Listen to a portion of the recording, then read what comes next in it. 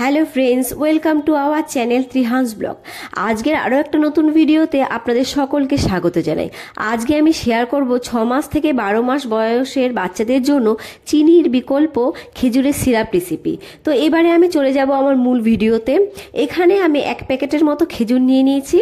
এবারে আমি খেজুরগুলোকে জল দিয়ে ভালো করে ওয়াশ করে নেব, কারণ খেজুরে কিন্তু অনেক ময়লা লেগে থাকে। তো আমি জলটা দিয়ে নিলাম, দিয়ে এবার হাত দিয়ে ভালো করে কচলে কচলে ধুয়ে নেব। ধোয়া আমার কমপ্লিট। এবার আমি খেজুর থেকে বীজগুলো ছাড়িয়ে নেব। বীজ ছাড়ানো আমার এখানে কমপ্লিট। এবারে আমি অল্প গরম জল অ্যাড করে 3 থেকে 4 ঘন্টার জন্য খেজুরগুলোকে ভিজিয়ে রাখবো। তো এবারে আমি গরম জল দিয়ে নিচ্ছি। এইভাবেই ঢাকা দিয়ে আমি 4 ঘন্টা রেখে দেব। তো ফিরে আসলাম 4 ঘন্টা পর। এবারে আমি খেজুর থেকে খোসাগুলো ছাড়িয়ে নেব। তো আমি খেজুর থেকে খোসাগুলো ছাড়ানো কমপ্লিট। এবারে আমি খেজুরগুলোকে এইভাবে হাত দিয়ে ভালো করে চটকে চটকে খেজুর থেকে নির্যাসগুলো বের করে নেব আর আঁশগুলো আলাদা করে নেব। আর এই প্রসেসটা করার সময় কিন্তু অবশ্যই হাত হ্যান্ড ওয়াশ দিয়ে ধুতে হবে। তো এখানে দেখতেই পাচ্ছেন যে কতটা নির্যাস জলের সঙ্গে মিশে গেছে। তো আমি আরও খানিকক্ষণ করে নেব, নিয়ে আমি এই জলটা একটা ছাঁকনিতে ঢেলে নেব। তো আমি এবার ছাঁকনিতে ঢেলে নিচ্ছি। ছাঁকনিতে ঢেলে আমি ভালো করে হাত দিয়ে মিশিয়ে মিশিয়ে নির্যাসগুলোকে একটা পাত্রে দিয়ে দিলাম। তো দেওয়া কমপ্লিট। এইবারে যে অবশিষ্ট নির্যাসটা রয়েছে সেটা আবার একটা বাটিতে ঢেলে নিলাম, দিয়ে আবার খানিকটা জল দিয়ে আর একটু হাত দিয়ে কচলে আমি বের করে নিচ্ছি নির্যাসটা। তো এখানে নির্যাসটা বের করা হয়ে গেছে। এইবারে আমি আবার এই জলটা সেই একই পাত্রে দিয়ে দেব। যতক্ষণ পর্যন্ত এই আঁশগুলোতে নির্যাস থাকবে আমি ততক্ষণ পর্যন্তই কিন্তু এই প্রসেসটা রিপিট করতে থাকবো। খেজুরের সিরাপ কিন্তু দুভাবে বানানো যায়। আমি যেভাবে ভিজিয়ে রেখেছিলাম সেভাবে ভিজিয়ে রেখে রাখতে হবে, আর তারপরে জলগুলো ফেলে দিয়ে শুধু খেজুরটাকে কিন্তু ছাঁকনিতে ঘষে নিতে হবে। ছাঁকনিতে ঘষার পরে দেখবেন একটা নির্যাস বেরিয়ে আসবে, সেটাই কিন্তু খেজুরের সিরাপ। আর সেটা কিন্তু 7 থেকে 15 দিন জন্য ফ্রিজে প্রিজার্ভ করে রাখা যাবে। আর দ্বিতীয় পদ্ধতিটা হলো যেটা আমি এখন বানাবো। তো আমি কিন্তু 4 বারের মতন খেজুরের এই আঁশগুলোকে জলে চটকে নিয়েছি আর এইভাবেই ছাঁকনিতে ঘষে নিয়েছি। তো এটা কিন্তু আমার লাস্ট বার। তো এখানে কিন্তু আমার ঘষা কমপ্লিট হয়ে গেছে। এবারে আমি আপনাদের দেখাচ্ছি যে কতটা নির্যাস বেরিয়ে এসছে। তো এখানে দেখুন আমার অনেকটাই নির্যাস বেরিয়ে এসছে। এবারে কিন্তু আমি চলে যাব আমার মূল রেসিপিতে। তো আমি চলে যাচ্ছি আমার মূল রেসিপিতে।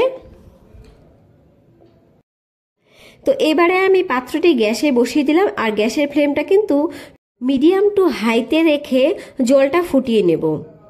খেজুর কিন্তু বাচ্চাদের 6 মাস থেকে দেওয়া যেতে পারে। আর খেজুরে রয়েছে প্রচুর পুষ্টিগুণ, যেমন ক্যালসিয়াম, সোডিয়াম, লোহা, ফসফরাস, ম্যাগনেসিয়াম, পটাশিয়াম, জিঙ্ক, এছাড়া রয়েছে ভিটামিন। জলটা ফোটালে কিন্তু এইরকম ফেনা সৃষ্টি হবে। আর যত বেশি জাল দেব তত বেশি কিন্তু এই নির্যাসটা থেকে ফেনা বেরিয়ে আসবে। আর এই ফেনাটা কিন্তু রাখলে চলবে না, একটা হাতার সাহায্যে তুলে ফেলে দিতে হবে। তো আমি এবারে এই ফেনাগুলো তুলে ফেলে দিচ্ছি। আর এই নির্যাসটা কিন্তু ঘন ঘন নেড়ে নিতে হবে, না হলে কিন্তু তলায় লেগে যাবে। এই ফেনাগুলো তুলে ফেলে দিয়ে আমি নেড়ে চেড়ে 15 থেকে 20 মিনিটের মতো ফুটিয়ে নিলেই কিন্তু আমার খেজুরের সিরাপটা রেডি হয়ে যাবে। আর এখানে আমি একটা কথা বলে রাখি যে আমরা খেজুর যখন জাল দেব তখন কিন্তু খেজুরের 50% গুণ নষ্ট হয়ে যাবে। শুধুমাত্র যে সকল বাচ্চারা খেতে চায় না বা মিষ্টি খাবার খেতে পছন্দ করে তাদের কিন্তু আমরা এভাবে খেজুরের সিরাপ বানিয়ে 1 থেকে 2 চামচ সপ্তাহে 2 থেকে 3 দিন দিতে পারি। আর এটা খেলে কিন্তু আমাদের বাচ্চাদের কোনো ক্ষতি হবে না। যেহেতু আমরা 1 বছর আগের বাচ্চাকে কোনো চিনি বা গুড় খাওয়াতে পারবো না, সেহেতু আমরা যদি এইভাবে বানিয়ে রাখি তাহলে কিন্তু আমাদের অনেকটাই সুবিধা হয়। তবে আমি যে প্রথম পদ্ধতিটার কথা বলেছি সেটা আপনারা বানিয়ে ফেলতে পারেন, সেটা কিন্তু আবার গুণ নষ্ট হবে না।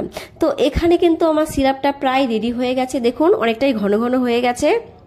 তো আমি আরও খানিকক্ষণ এভাবে নেড়ে চেড়ে নিয়ে আমি সিরাপটাকে কিন্তু নামিয়ে নেব, নামিয়ে ঠান্ডা করে নেব। তো আমি এখন সিরাপটা নামিয়ে নিচ্ছি, নামিয়ে ফিরে আসছি ঠান্ডা করে নিয়ে। তো সিরাপটা আমার ঠান্ডা হয়ে গেছে। ঠান্ডা হওয়াতে কিন্তু দেখুন আরো খানিকটা ঘন হয়ে গেছে। এবারে কিন্তু আমি একটা কাচের জারে এটাকে ঢেলে নেব। তো আমি এটাকে ঢেলে নিচ্ছি। আপনারা চাইলে কিন্তু প্লাস্টিকের জারেও রাখতে পারেন, তবে এয়ারটাইট হতে হবে। কিন্তু বাচ্চাদের ক্ষেত্রে কিন্তু কাচের জিনিস ব্যবহার করাই খুবই ভালো। এইভাবে বানিয়ে কিন্তু 1 মাস পর্যন্ত ফ্রিজ আপ করে রাখা যায়। আর যে সমস্ত মায়েরা অফিস গোয়িং হয় তারা কিন্তু এভাবে বানিয়ে রাখতে পারেন, তাহলে রোজ রোজ খেজুর ঘষে বা ব্লেন্ডারে ব্লেন্ড করে নেওয়ার ঝামেলা থাকবে না। তো দেখুন এখানে আমার রেডি হয়ে গেছে খেজুরের সিরাপটা। তো আপনারা কিন্তু 1 বছরের পরে যেসব বাচ্চারা রয়েছে তাদের জন্য এভাবে সিরাপ বানাতে পারেন। যেহেতু এটা হোমমেড, তাই কিন্তু বাজারের গুড় বা চিনি থেকে বেশি স্বাস্থ্যকর। আমার ভিডিওটা ভালো লাগলে লাইক করে দেবেন আর চ্যানেলটাকে সাবস্ক্রাইব করে দেবেন। দেখা হবে নেক্সট ভিডিওতে। Bye bye.